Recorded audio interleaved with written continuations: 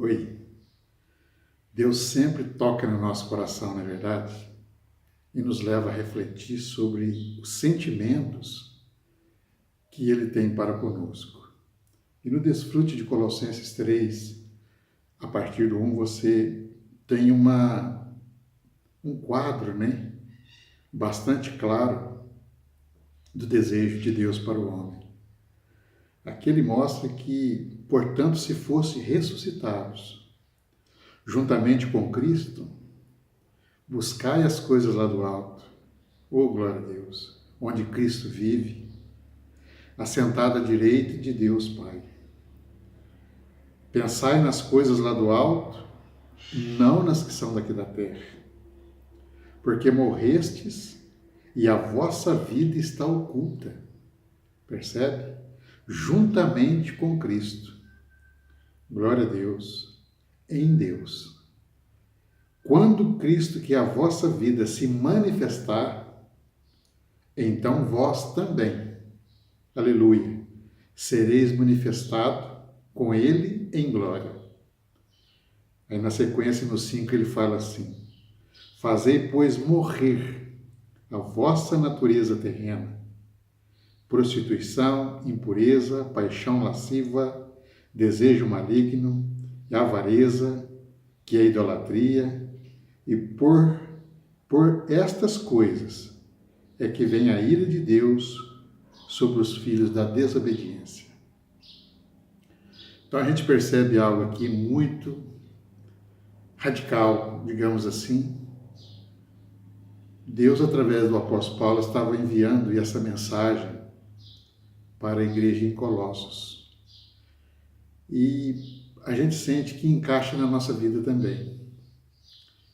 O maior desafio que Deus teve não foi se encarnar, não foi se manifestar no seu Filho aqui nessa terra, passar por todo aquele procedimento, os 33 anos que ele viveu, 3 anos e meio de ministério aqui nessa terra após o seu batismo, depois aquela dolorosa morte, né?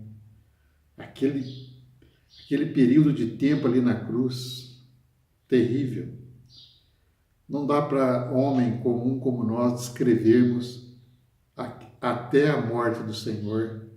Foi algo assim que o nosso raciocínio humano não tem como penetrar nessas intimidades. Sabemos de forma assim bem artificial tudo o que aconteceu. Mas quando a gente vai para o Espírito, Deus toca na gente no Espírito. Eu percebo que o maior desafio para Deus hoje, depois dele ter se tornado o Espírito que dá vida, é ele trabalhar na nossa alma. A alma do homem não é brincadeira. O ego do homem não é brincadeira. Aqui ele está falando: fazei, pois, morrer a vossa natureza terrena. Irmãos, aqui nessa terra, o homem ele se constitui com tudo aquilo que é inadequado, em todos os aspectos, até mesmo no serviço, na forma de querer servir a Deus. Ele quer servir a Deus dentro das qualidades naturais, achando, né, que pode servir a Deus de forma religiosa. Mas o desafio que Deus tem é fazer com que a sua santidade, a piedade se manifesta dentro do homem. O trabalhar de Deus se constitui em comer e beber Cristo, substituindo os nossos sentimentos, substituindo nossas células velhas, malignas, cheias de opinião, cheias de eu, por células novas e saudáveis. O propósito de Deus foi esse, que ele se encarnou, se fez homem, para que um dia o homem se tornasse uma pessoa de qualidade santa. A igreja é pessoas, a igreja é santa. Então não tem como a igreja ser santa se o homem é maligno. Para a igreja viver a realidade da santidade, porque ela é santa, ela é pura, ela é sem ruga, ela é sem mácula, ela é perfeita. E igreja é pessoas. Então, para isso, o Senhor espera que nós tenhamos essa consciência de comer e beber de Cristo. Fazer com que essa palavra objetiva entre para dentro de nós e torne subjetivamente saudável, para substituir células malignas que corrói feito uma doença maligna. A nossa postura de juiz, de promotor, de julgar as pessoas, de achar que somos melhor do que os outros. E nós estamos na mesma linha. Nós estamos tudo debaixo da graça. Todos pecaram e todos carecem da graça de Deus. Então esse é o compartilhar que eu queria abrir nessa manhã para você e para mim. Vamos buscar diante do Senhor a forma prática de permitir que Deus trabalhe a sua performance, o seu perfil no nosso caráter, no nosso perfil. Não externo, mas interno. Lá no livro de Romanos 8, 10 e 11. É maravilhoso o que está escrito lá. Fala que o corpo, na verdade, está morto por causa do pecado.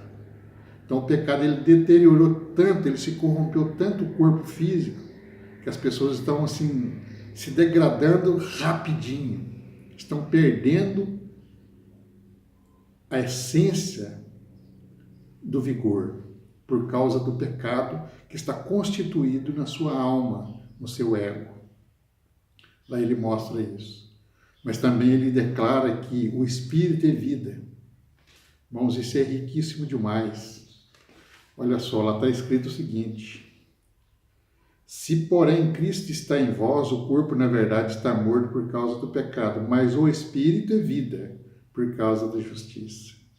Está vendo só? Então, o propósito de Deus é nos dar vida através do Espírito dele. E na sequência, no versículo 11, ele diz: se habita em vós o Espírito, Espírito com E maiúsculo, se habita em vós o Espírito daquele que ressuscitou a Jesus dentre os mortos. Esse mesmo Espírito, olha só, esse mesmo Espírito, aleluia, glória a Deus, se habita em vós, olha só, o Espírito daquele que ressuscitou a Jesus dentre os mortos, esse mesmo que ressuscitou a Cristo Jesus dentre os mortos, vivificará também o nosso corpo mortal, por meio do seu Espírito que habita em nós. Então a questão é, o que está habitando dentro de mim e de você? Porque o Senhor se fez vida para nós. Após a sua morte, após a ressurreição, a ascensão, ele se tornou o Espírito que dá vida. E essa vida está disponível na sua pessoa. E essa pessoa tem que trabalhar dentro de nós. Até porque Gálatas 4:6 fala que, por sermos filhos, Deus enviou o Espírito de seu Filho ao nosso coração, ao qual clamamos a Pai.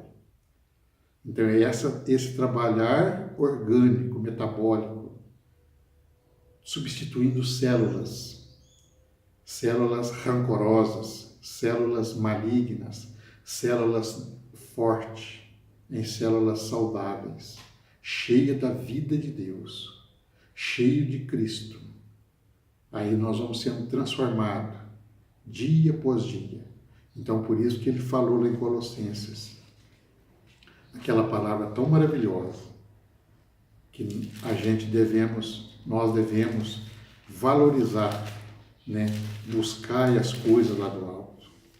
Buscai, irmão. Buscai as coisas lá do alto, onde Cristo vive, né?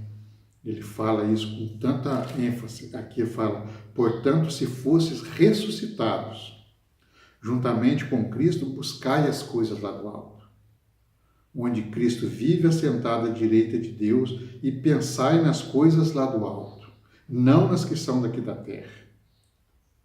porque morrestes, a vossa vida está oculta juntamente em Deus. E quando Cristo, que é a nossa vida, se manifestar, olha só, quando Cristo se manifestar, porque Ele é a nossa vida, então nós também seremos manifestados com Ele em glória. Então, permitir que essa vida substitui qualquer desejo, qualquer prazer. E como isso é possível? Pela fé. Buscando pela fé o trabalhar de Deus na nossa alma, substituindo os nossos desejos, as nossas vontades, as nossas necessidades, buscar e pensar sempre nas coisas lá do alto. Aí, evidentemente, que ocorrerá uma transformação, como falou lá em Romanos 8, 10 e 11. Não só na nossa vida espiritual, mas o nosso corpo físico vai ser beneficiado pela essência do poder da ressurreição. As enfermidades malignas que corroem o homem vai ser aniquilada por causa da força e do poder da ressurreição que está dentro de nós. Esse é o desafio que Deus tem pela frente. Ganhar espaço no nosso interior. Permita-se que o Senhor faça isso na sua vida. E você vai ver o que vai ocorrer com você. Uma bênção muito grande, uma substituição de ego, uma substituição de perfil. A realidade da ressurreição vai expressar Cristo, que é o Evangelho de Deus, no seu coração. Ok? Deus te abençoe. Até uma próxima oportunidade. Faça isso e você verá. Invocando profundamente.